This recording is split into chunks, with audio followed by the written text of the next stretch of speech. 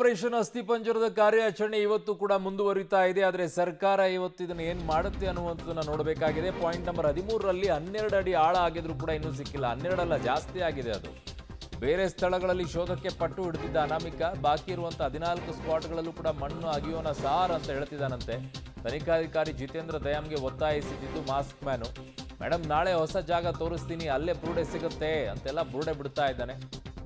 ಪರಿಪರಿಯಾಗಿ ಮನವೊಲಿಸಿದಾನಂತೆ ದೂರುದಾರ. 14 ದಿನದ ಮೂಳೆ ಶೋಧದಲ್ಲಿ ಸಿಕ್ಕಿದ್ದು ಬರೀ ಕಲ್ಲು, ಮಣ್ಣು, ಆ ಪ್ಲಾಸ್ಟಿಕ್, ಹಳೆ ಯಾವುದೋ ಒಂದಿಷ್ಟು ಬಟ್ಟೆಗಳು, ಇವನ್ನೇ ನೋಡೋ ಪರಿಸ್ಥಿತಿ ಆಗ್ಬಿಟ್ಟಿದೆ. ಅವ್ರಿಗೆ ಮಾಡೋಕ್ಕೆ ಕೆಲಸ ಇಲ್ಲ. ಅವ್ರು ಕಲ್ತಿದ್ದೆಲ್ಲ ಈ ಗುಂಡಿ ಅಗಿಯೋಕ್ಕೆ, ತೋರ್ಸೋಕ್ಕೆ. ಅಲ್ಲಿ ಇನ್ನುಳಿದಂಥ ಜನರ ಕೆಲಸಗಳೆಲ್ಲ ಹಾಗೆ ಉಳ್ಕೊಂಡಿದ್ದಾವೆ.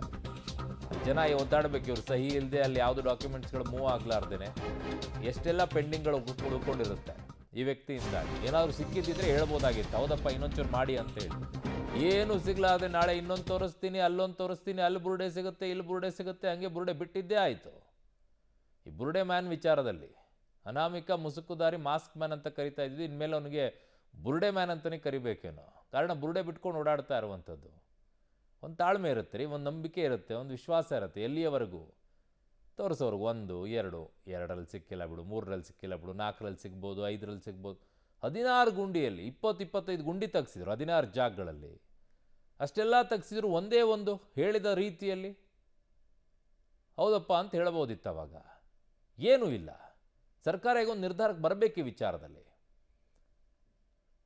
ಇಟ್ಸ್ ಎ ವೆರಿ ಶೇಮ್ಫುಲ್ ಅಂತ ಅನಿಸುತ್ತೆ ಒಂದೊಂದ್ಸಲ. ಇಷ್ಟೆಲ್ಲ ಆದ ನಂತರವೂ ಕೂಡ ಈ ಬುರುಡೆ ಮ್ಯಾನನ್ನು ಇಟ್ಕೊಂಡ್ಬಿಟ್ಟು ಓಡಾಡ್ತಾ ಇದ್ದಾರಲ್ಲ, ತೋರಿಸಿದಲ್ಲಿ ನಾಳೆ ಸಿಗುತ್ತೆ, ನಾಳೆ ಸಿಗುತ್ತೆ, ಏನು ಟೈಮ್ ಪಾಸ್ ಮಾಡ್ತಾ ಇರೋದಾ? ಟೈಮ್ ಪಾಸ್ ಮಾಡ್ತಾ ಇದ್ದೀರಾ?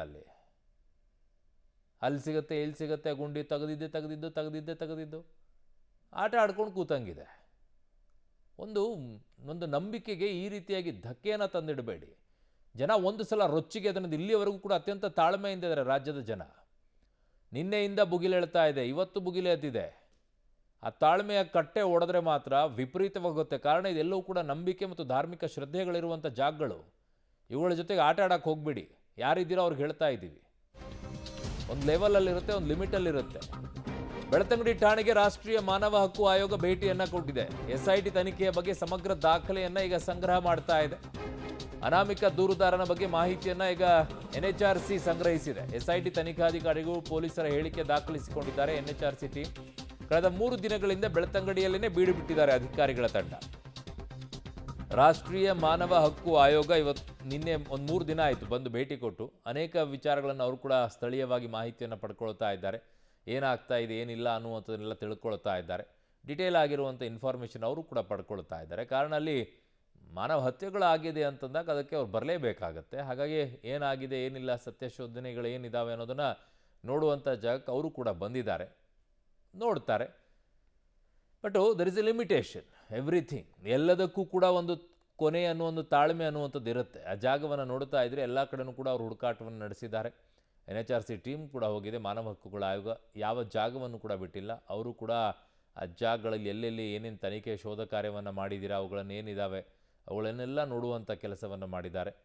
ನೋಡ್ತಾ ಇದ್ರಿ, ನಿಮಗೆ ಎಕ್ಸ್ಕ್ಲೂಸಿವ್ ಆಗಿ ದೃಶ್ಯಗಳನ್ನು ಕೂಡ ತೋರಿಸ್ತಾ ಇದ್ವಿ. ಆ ಸ್ಪಾಟಿಗೆ ಹೋಗ್ತಾರೆ, ಎಲ್ಲೆಲ್ಲಿ ಹೇಳಿದರು, ಎಲ್ಲೆಲ್ಲಿ ಗುಂಡಿ ತೆಗ್ಸಿದ್ದಾರೆ, ಏನಾಗಿದೆ, ಅಲ್ಲಿ ಏನಾದ್ರು ಸಿಗ್ತಾ ಅಥವಾ ಏನಿಲ್ಲ, ವಿಡಿಯೋ ಚಿತ್ರೀಕರಣ ಮಾಡಿದಂಥ ಸಂದರ್ಭದಲ್ಲಿ ಅದಿದೆ, ಎಲ್ಲದಕ್ಕೂ ದಾಖಲೆ ಬೇಕಲ್ಲ. ಹಾಗಾಗಿ ಪೊಲೀಸರು ತನಿಖೆಯನ್ನು ಮಾಡುವಂಥ ಸಂದರ್ಭದಲ್ಲಿ ಗುಂಡಿಯನ್ನು ಅಗಿಸ್ಬೇಕಾದ್ರೆ ಕಂಟಿನ್ಯೂಯಸ್ ಆಗಿ ವಿಡಿಯೋವನ್ನು ರೆಕಾರ್ಡ್ ಮಾಡಿರ್ತಾರೆ, ಫೋಟೋವನ್ನು ತೆಗೆದಿರ್ತಾರೆ. ಅಂಥದ್ದೇನಾದರೂ ಸಿಕ್ಕರೆ ಅದೆಲ್ಲವೂ ಕೂಡ ಸಾಕ್ಷಿಗಳಿರುತ್ತೆ. ಇದೊಂಥರ ಬುರುಡೆ ಬಿಟ್ಕೊಂಡು ಓಡಾಡುವಂಥ ಬುರುಡೆ ಮ್ಯಾನ್ ಥರ ಅಲ್ಲ. ಒಂದು ಲೆವೆಲಲ್ಲಿ, ಒಂದು ಲಿಮಿಟೇಷನ್ನಲ್ಲಿರುತ್ತೆ. ಅತಿಯಾಗಿ ಆಗ್ತಾ ಇದೆ ಇದು. ಏನೋ ಇದೆ ರಹಸ್ಯ